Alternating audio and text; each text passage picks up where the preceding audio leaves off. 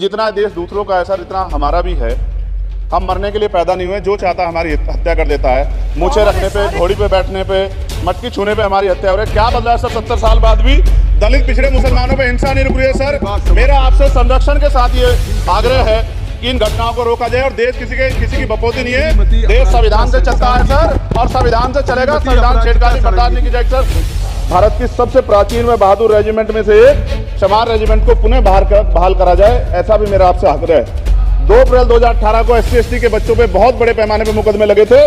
वो हमारी लड़ाई सही थी, ये सुप्रीम कोर्ट ने माना और बाद में सरकार ने माना। वो मुकदमे तुरंत वापस होने चाहिए। इसलिए मेरा आग्रह है कि युवाओं के लिए कृपया समाप्त करें। माननीय सभापति जी, मैं पहली बार बोल रहा हूँ, आप कहेंगे मैं बैठ जाऊंगा। मैं आपकी बात, मैं संवैधानिक मर्यादा का पालन करूंगा, मगर हम तो माननीय सभापति जी सुन ही रहे हैं। नमस्कार, जय भीम, सत श्री अकाल, आदाब। मैं उमेश करुणा और आप देख रहे हैं BH न्यूज नेटवर्क।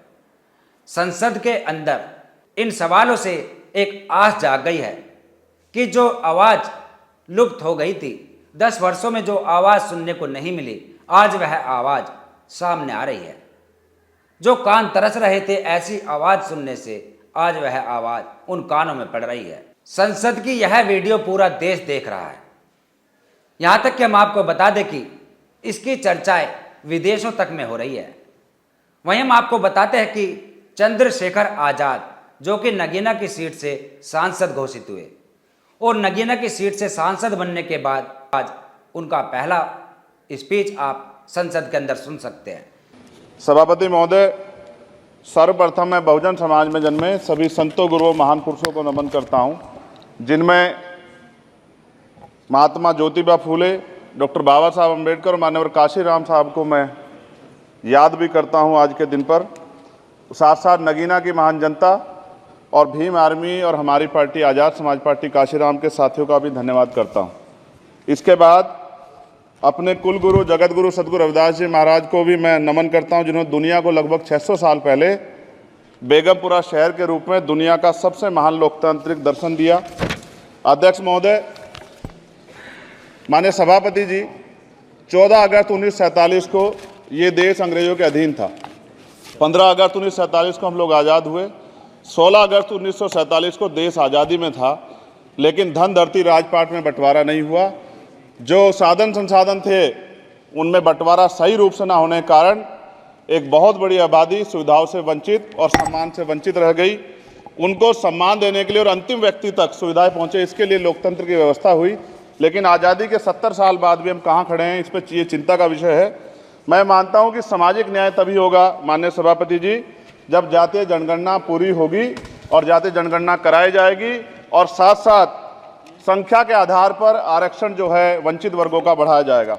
उसके साथ साथ जब राष्ट्रपति जी अभिभाषण पर बात रख रही थी तो उन्होंने शहरी और ग्रामीण क्षेत्रों के विकास की बात कही, और ये भी कहा कि दुनिया में सबसे उत्तम शहर हमारे यहाँ बने।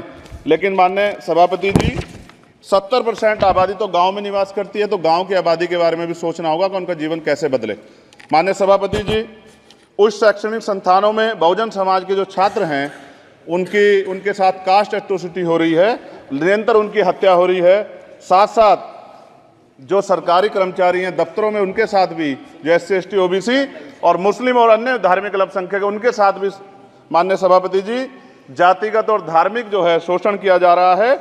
इसलिए मेरी मांग भी है कि पुरानी पेंशन को भी अध्यक्ष जी बहाल किया जाए। जो कर्मचारी देश की सेवा में लगे हैं उनका भी सम्मान होना चाहिए। साथ साथ सभापति जी, भाजपा ने चुनावी लाभ के लिए सबका साथ सबका विकास के नारे दिए, जो खोखले हैं, क्योंकि 10 साल में दलित पिछड़े आदिवासी मुस्लिम और अन्य धार्मिक अल्पसंख्यक जो अत्याचार हुए हैं वो किससे छिपे हुए नहीं हैं। ये गलत है, ये बंद होना चाहिए। सभापति महोदय जी, महामहिम राष्ट्रपति जी के भाषण में निजी क्षेत्रों में SC/ST OBC को रिजर्वेशन देने का कोई उल्लेख नहीं हुआ है, जो कि आज चर्चा का विषय, क्योंकि 98% प्राइवेट सेक्टर है, 2% सरकारी सेक्टर है, तो 98% प्राइवेट सेक्टर में भी हमारी हिस्सेदारी की बात होनी चाहिए। माननीय सभापति जी, आशा कार्यकर्ताओं, आंगनबाड़ी वर्करों, भोजन माताओं के वेतन वृद्धि पे भी कोई उल्लेख नहीं हुआ है, वो भी अभी नंगे, उन पर भी सोचना पड़ेगा। माननीय सभापति जी, जिस क्षेत्र से मैं चुन के आऊँ नगीना से, वो बहुत पिछड़ा क्षेत्र है। उस क्षेत्र में कोई विशेष आर्थिक पैकेज नहीं दिया गया, रोजगार की सेवाएं नहीं है, नौजवान पलायन करता है। IIT, IIM, एम्स, केंद्रीय विद्यालय आदि शिक्षा में और चिकित्सा संस्थानों की स्थापना होनी चाहिए, जो कि नहीं है। और माननीय सभापति जी, मानसून सत्र आ गया है। मेरा क्षेत्र बाढ़ से बहुत प्रभावित है, इसलिए मैं आपसे आग्रह करूंगा कि वहां के लोगों को बाढ़ से निजात दिलाई जाए। माननीय सभापति जी, चीन हमें आंख दिखा रहा है और लगातार हमारे देश की सीमाओं में घुसपैठ कर रहा है, इसलिए अग्निवीर योजना को हटाकर पुनः सेना भर्ती शुरू की जाए और साथ साथ भारत की सबसे प्राचीन व बहादुर रेजिमेंट में से एक चमार रेजिमेंट को पुनः बहाल करा जाए, ऐसा भी मेरा आपसे आग्रह है। माननीय सभापति जी, पिछले सारे प्रधानमंत्रियों ने मिलकर जितना कर्ज लिया है उससे दुगना कर्ज हमारे वर्तमान के प्रधानमंत्री जी ने लिया है। किसान अगर अपना कर्ज माफ कराने के लिए जाता है तो लाठी झेलनी पड़ती है, जबकि सरकार ने धन्ना सेठों का 15 लाख करोड़ रुपया माफ किया है। इस ओर हमें ध्यान देना पड़ेगा, हमारी आने वाली पीढ़ियों को ये कर्ज चुकाना पड़ेगा। माननीय सभापति महोदय जी, किसानों को एमएसपी की लीगल गारंटी तथा किसानों का कर्ज माफ होना चाहिए। साथ साथ 2 अप्रैल 2018 को SC/ST के बच्चों पे बहुत बड़े पैमाने पे मुकदमे लगे थे, वो हमारी लड़ाई सही थी, ये सुप्रीम कोर्ट ने माना और बाद में सरकार ने माना, वो मुकदमे तुरंत वापस होने चाहिए। माननीय सभापति जी, प्रेस जो है उस पर भी शिकंजा कसा जा रहा है, जो पत्रकार सरकार के खिलाफ बोलता है नौकरी से हाथ धोना पड़ता है, और सोशल मीडिया हमारा हथियार है, उस पर तरह तरह के प्रतिबंध लगाए जा रहे हैं और विरोध करने वालों को सोशल मीडिया हैंडल भी सस्पेंड करा दिए जा रहे हैं। साथ साथ सभापति जी, पेपर लीक और परीक्षाओं के कैंसिल होने से देश के नौजवानों का भविष्य खतरे में है। नीट, यूपी सिपाही भर्ती सभापति जी और 69,000 शिक्षक भर्ती में आरक्षण घोटाला हुआ है, कोई पूछने वाला नहीं, खून के आंसू रो रहे हैं बच्चे, बेरोजगारी का दंश युवा झेल रहे हैं, इसलिए मेरा आग्रह है कि युवाओं के लिए कृपया समाप्त करें चंद्रशेखर जी। माननीय सभापति जी, मैं पहली बार बोल रहा हूं, आप कहेंगे मैं बैठ जाऊंगा, मैं आपकी बात, मैं संवैधानिक मर्यादा का पालन करूंगा, मगर हम तो माननीय सभापति जी सुन ही रहे हैं। आप बोलिए, 1 मिनट। धन्यवाद। 1 मिनट और बोलिए। अध्यक्ष सभापति जी, नारी सम्मान की बात करने वाली सरकार, हमने मणिपुर देखा सर, हमने पहलवान बेटियों का हर्ष देखा सर, और हमने सर हाथरस की बेटी का हर्ष देखा सर, और हाथरस के परिवार को जो वादा किया था सरकार ने वो भी पूरा नहीं किया, और महिलाओं में भी स्पेशली दलित, पिछड़े और मुस्लिम वर्ग की, आदिवासी वर्ग की महिलाओं के साथ आज भी एनसीआरबी का डाटा कहता है सर जो जुल्म हो रहा है वो सहनीय नहीं है सर। साथ साथ कोविड में तैरती, हमने कोविड में बहुत सुना सर, कोविड में तैरती लाशें भी गंगा में हमने देखी है सर, और मजदूरों का हाल भी हमने देखा है। सभापति जी, बस सब समाप्त कर रहा हूं। नोटबंदी पे छोटे मजले उद्योग की जो कमर टूटी वो भी हमने देखी है। सभापति जी, शैक्षणिक संस्थानों, विश्वविद्यालयों में, चिकित्सा संस्थानों में ओबीसी एसटी के योग्य अभ्यर्थी को एनएफएस करके जिस तरह निकाला जा रहा है, लेटरल एंट्री करके जिस तरह हमारे रास्ते बंद किए जा रहे, ये भी हम देख रहे हैं सभापति जी।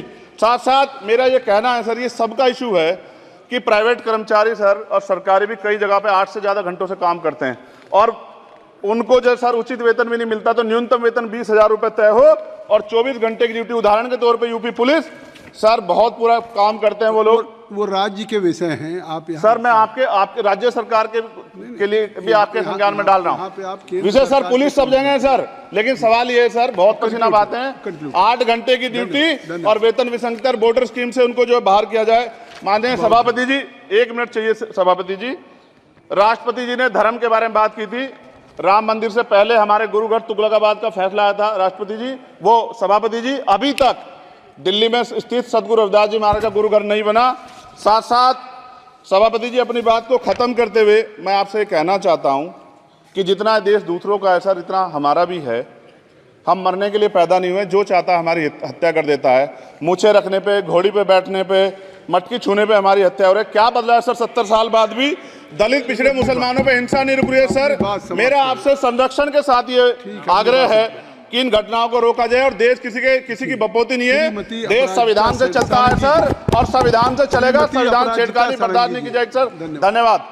जिन्होंने तमाम महापुरुषों का नाम लेकर, महापुरुषों को नमन करके और समाज का मुद्दा उठाया, और समाज के मुद्दे के साथ साथ उन्होंने अपने नगीना की जो क्षेत्र जनता है उसका भी मुद्दा उठाया कि जो वहाँ की समस्या है उस समस्या का निदान किया जाए। और उसके बाद चमार बटालियन, जो कि काफ़ी समय से एक मांग है, उसका भी मुद्दा उठाया कि चमार बटालियन हमारी बहाल की जाए, जिसके ऊपर रोक लगी हुई है। और उसके बाद संत शिरोमणि रविदास जी का जो तुगलकाबाद में मंदिर ध्वस्त कर दिया गया था, उसका भी मुद्दा उठाया कि वहाँ पर उसका सौंदर्यीकरण किया जाए और ठीक प्रकार से उनको सम्मान दिलाया जाए।